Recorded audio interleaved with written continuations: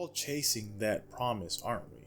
It whispers to us in the late night overtime hours and early morning alarm clocks. Just a little harder, just a little longer, and everything you want will be yours. The American dream dangles before us like a mechanical carrot, always just one promotion, one achievement, one sacrifice away. I believed in that promise too until Mouthwashing shattered my illusions about what success really costs. The game found me at a breaking point, burnt out, disillusioned, questioning everything I've ever been taught about what makes life worth living. I thought I was just sitting down to play another space horror game. Instead, I found myself staring into a mirror that reflected back every compromise, every moral concession, every time I told myself the ends justify the means. Mouthwashing doesn't just tell its story, it grabs you by the throat and forces you to confront truths you've been running from. I hope this hurts, it declares, and God, does it ever? But the pain isn't just in the visceral horrors aboard the Tuplar, it's in recognizing yourself in these characters, and seeing your own desperate ambitions reflected in their choices. These aren't just fictional constructs, they're shadows of ourselves, of coworkers, or a person we've watched destroy themselves chasing an impossible ideal. What makes these revelations so uncomfortable is their familiarity. Every character's struggle lingers in your mind because you lived some version of it, or watched someone else live it. The game's brutal honesty forces us to examine our own complicity in systems that turn ambition into corruption and drive into destruction. It asks us, how many pieces of your soul are you willing to trade for the promise of the good life? This is where Mouthwashing transcends its genre.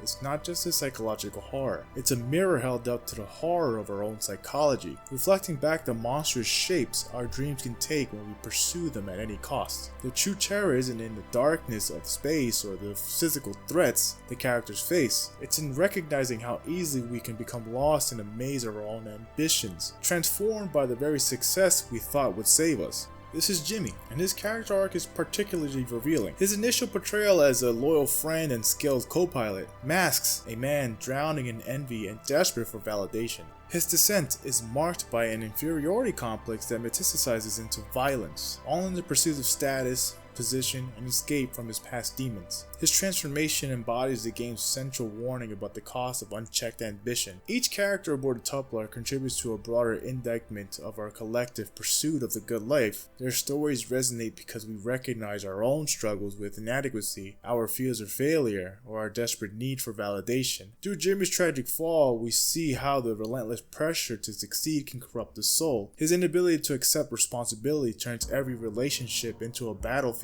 where he fights his perceived failures. Yet in his monstrosities we glimpse uncomfortable reflections of our own darker impulses, the lengths we might go to escape feeling left behind. The genius of Mouthwashing lies in how it transforms his personal struggles into universal warnings. It suggests that the real horrors isn't just the visible monsters, but the invisible ones we created within ourselves in pursuit of success. The game forces us to question whether the promise of a good life is worth the moral compromises it demands, and whether the path to fulfillment might require abandoning these toxic aspirations altogether. I started to feel like each crew member embodied or represented a vital piece of Jimmy's fractured identity. Anya's unwavering resilience, Swansea's unflinching self-awareness, Curly's battle-scarred body bearing witness to the weight of consequences, and Daisuke's undimmed hope. Like essential tiles in a living mosaic, these fragments held the key to Jimmy's transformation. Through their stories and struggles, he must face these lost parts of himself to forge and complete a picture of who he's meant to become, but ultimately he doesn't. The journey through each element, resilience, awareness, consequences, and hope, reveal the deeper architecture of human evolution. These fundamental aspects, which will be explored in depth, map the critical path of not just Jimmy, but our own psychological and emotional reconstruction. These intertwined narratives force us to confront the shadow side of ambition, where the pursuit of the good life reveals its hidden costs. While Jimmy's actions are inexcusable, his descent exposes the dangers undertow beneath our collective drive for success. The game challenges us to question whether the American dream's promise of achievement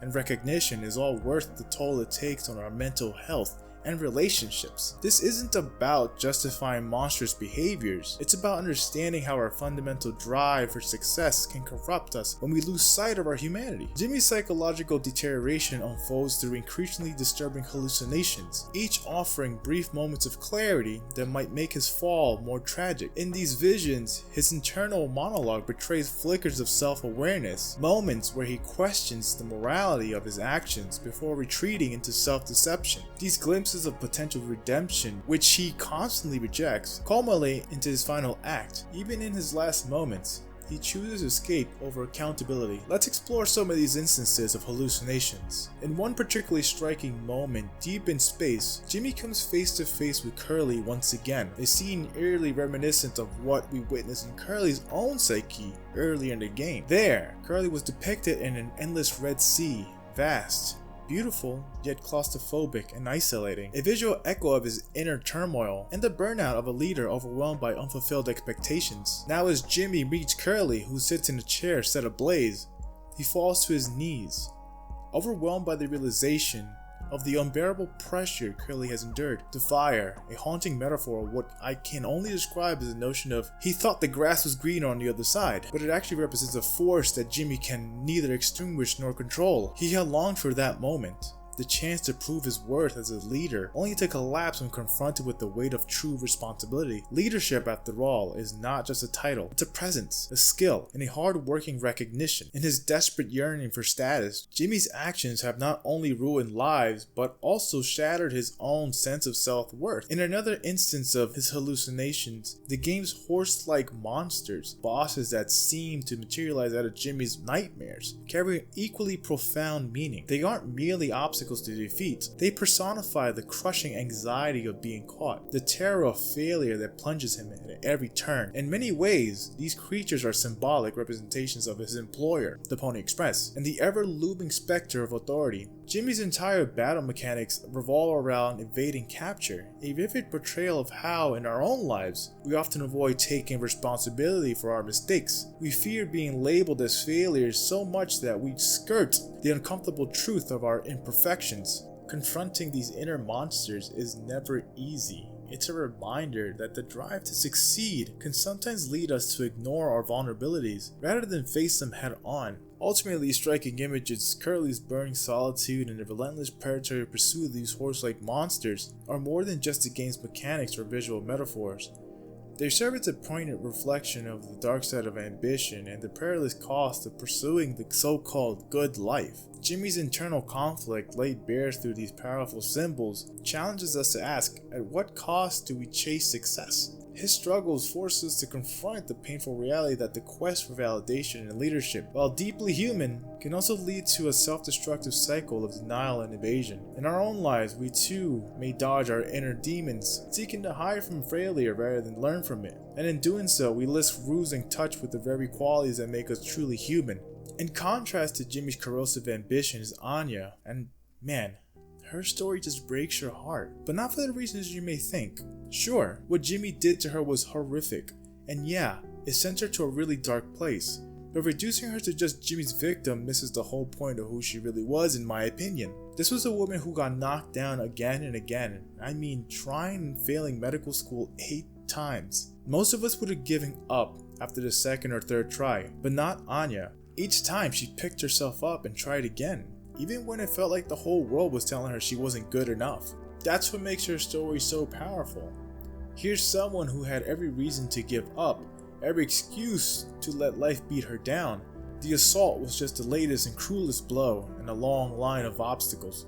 But through it all, even in her darkest moments, Anya kept fighting for the life she wanted. She wasn't just surviving, she was stubbornly, persistently trying to build something meaningful right up until the end. We live in a world that's always pushing us to achieve more, to prove ourselves through accomplishments and status, but Anya shows us something else. That sometimes just keeping going, just refusing to give up, and even when everything seems hopeless, that's his own kind of strength. Her story reminded me that maybe happiness isn't about climbing to the top, but about staying true to yourself even when life keeps knocking you down. Swansea's final moments are among the most compelling in the narrative, a raw and unfiltered glimpse into the man behind the mechanic's role. His journey began long before the crash of the Templar, marked by a bitter struggle with alcoholism and a hard-won 15 years of sobriety. Despite building what society deemed a good life, marriage, children, and a steady career, he never fully escaped the shadow of his past.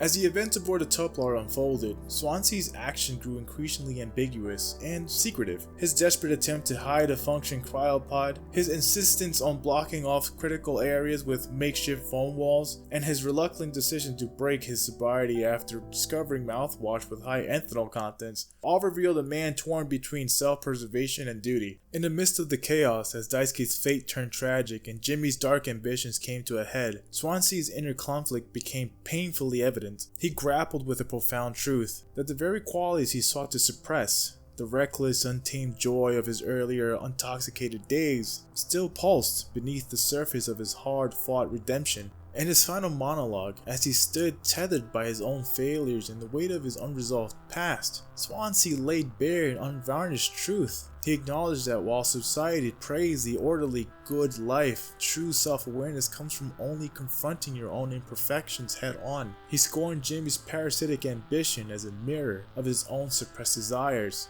lamenting that his best days might have been those chaotic moments of unbridled authenticity. Yet in his final, tragic confrontation, Swansea emerged as a guiding light, a testament to the raw power of honesty and enduring possibility of learning from one's mistakes. Swansea's story challenges us to recognize that life rarely fits the neat picture of perfection. It is through the messy, often painful process of confronting who we really are, our past missteps, our relapses, and our hard-earned insights, that we can forge a path towards genuine redemption. His legacy is a powerful reminder that even in the midst of chaos, embracing our vulnerabilities and honoring our true selves can laminate a way forward, however fleetingly, in a battle between our past and the persons we aspire to become. Curly serves as a haunting emblem of the heavy cost that comes with leadership and in the pursuit of success. As the steadfast pilot of the Templar, his dedication to the crew was both his greatest strength and ultimately the source of his deepest scars.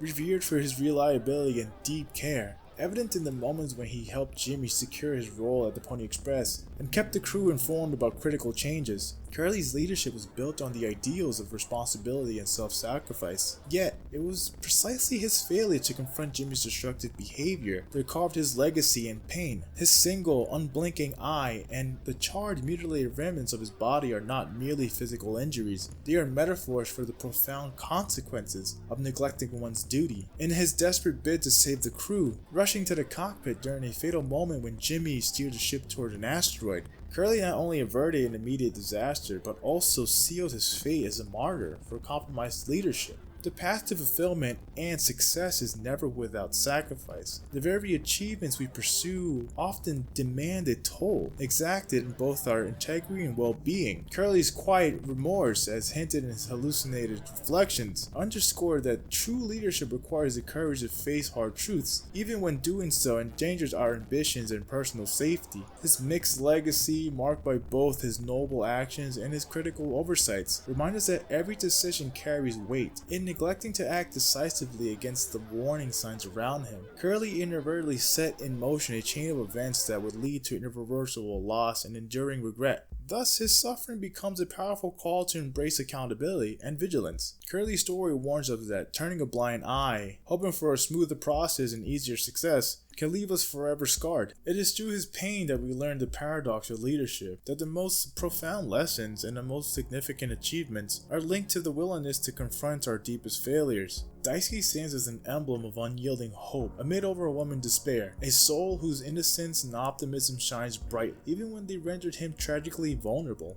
As a naive and yet well-meaning intern aboard the Templar, his unwavering commitment to supporting his crewmates, From assisting Swansea in dire moments to risking his life in the misguided rescue, embodies the very essence of loyalty and selflessness. His bright spirit, undimmed by the looming shadow of an interstellar peril, reflects a deep-seated belief that every act of kindness can forge a path towards redemption and renewal. In a universe where inexperience could be as dangerous as betrayal, Daisuke's hopeful endeavors become his undoing. His earnest, albeit misguided, intervention, born from a desperate conviction to save Anya and Curly, unintentionally sets in motion a cascade of irreversible tragedies. The stark irony of his fate lies in the collision between his pure-hearted optimism and the harsh realities of corrupt environments, where even in the noblest intentions can lead to catastrophic consequences. Daisuke's fatal end, sealed by the merciful yet heart-wrenching hands of Swansea, underscores the bitter truth that the pursuit of hope and success often exact a steep price, measured in the currency of personal sacrifice and unfulfilled promise. In Daisuke's brief shining existence, we are reminded that hope, however radiant, can sometimes be a double-edged sword. His story is a testament to the perils of unguided idealism in a world rife with hidden dangers, urging us to balance our aspirations with the hard-earned wisdoms that only experiences can bring. Ultimately, Daisuke's legacy is not just one of tragic loss, but also a stirring call to cherish the fragile light of hope, even as we remain ever aware of the cost it may demand. Through the cracked mirror of mouthwashing, we see ourselves, our deepest fears, our highest hopes, our deepest grasp at perfection. As I delved into this narrative, what struck me wasn't just its intricate plot or compelling characters, but how viscerally it captures the universal struggle between who we are and who we dream of becoming. Curly's story hit me like a punch to the gut. Here's a leader whose scars aren't just physical, they're etched into every decision, every sacrifice made for the greater good.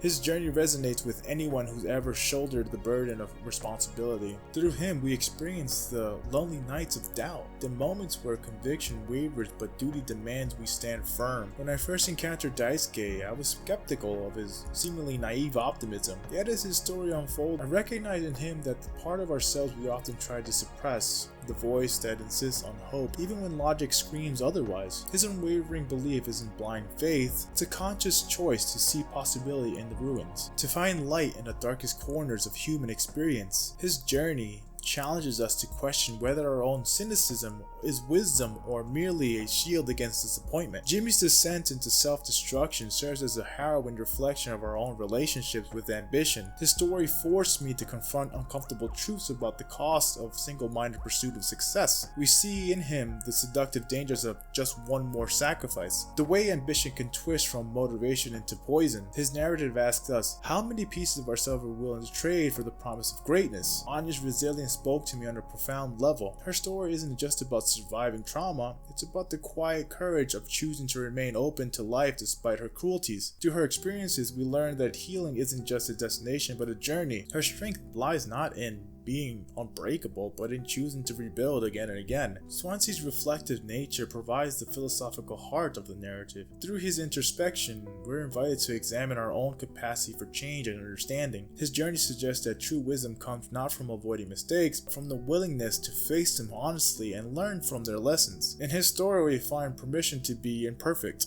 to question, and to grow. These characters' intertwined narratives create a tapestry of human experience that transcends the boundaries of fiction. Each thread, Curly's battle-worn leadership, Daisuke's persistent hope, Jimmy's consuming ambition, Anya's enduring spirit, and Swansea's thoughtful reflection. Mouthwashing achieves something rare in storytelling. It creates a space where we can confront our own demons through the safe distance of fiction, while we're still feeling the raw truth of each emotional impact. It reminds us that our worth isn't measured by our victories or defeats, but by our capacity to remain human, vulnerable, hopeful, and authentic in the face of life's relentless challenges. This game's greatest achievements lies in how it transforms personal struggles into universal truth. It shows us that our individual battles, though uniquely our own, echoes with shared human experiences. Through its lens, we learn the truest strength often lies not in overcoming our vulnerabilities, but embracing them as essential parts of who we are. In the end, Mouthwashing isn't just telling us a story, it's inviting us to recognize our own reflections in its broken mirror, and to find beauty in the cracks. It reminds us that our journey towards fulfillment isn't about achieving perfection, but about accepting the full spectrum of human experience, the triumph and the tragedy, the hope and the heartbreak, the scars that mark us and the dreams that drive us forward. I would like to say thank you for sticking around and listening to what I call my love letter to Mouthwashing. I was completely obsessed with this game and I really wanted to write about it, and I had a lot of fun getting back into this groove of not just getting back into video games, which I haven't done for a very long time, but also just writing and editing, which I have always been my passion since I was a kid. But here I am again trying to bring that back to my life. And all this to say, if you enjoy, please share with me games you think I would love to play, anything that would really, kind of like creating a bucket list of games is what I want to do. Hopefully I get to find this love again and this passion to connect with these stories and hopefully write about them and share with them with you guys. Overall, I hope you enjoyed this analysis. I really did. And I hope to see you guys in the next one. So, like, comment, and subscribe, I guess. Thank you.